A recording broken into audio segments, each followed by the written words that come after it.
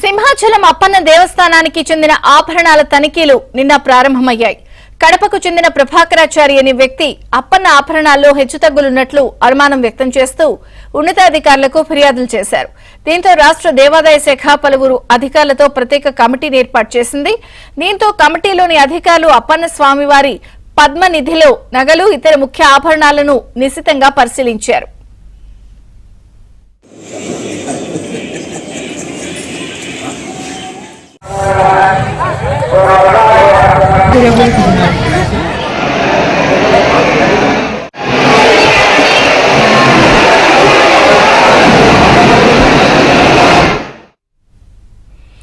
ప్రతిరోజు స్వామి అమ్మవార్లకు వినియోగిస్తున్న నగలు, ఉత్సవాల్లో అలంకరిస్తున్న ఆభరణాలను తనిఖీ చేశారు. తొలి రోజు ఆభరణాలను పరిశీలించిన అధికారుల బృందం అర్చకుల దగ్గర ఉన్న నగలను పరిశీలించారు. అనంతరం పలు బ్యాంకుల్లో ఉన్న గోల్డ్ డిపాజిట్లను తనిఖీ చేయనున్నారు. అప్పన్న స్వామి అమ్మవార్ల గోల్డ్ తనిఖీల అనంతరం కమిటీ అధికారులు పూర్తి స్థాయిలో వివరాలు వెల్లడించే అవకాశం ఉంది.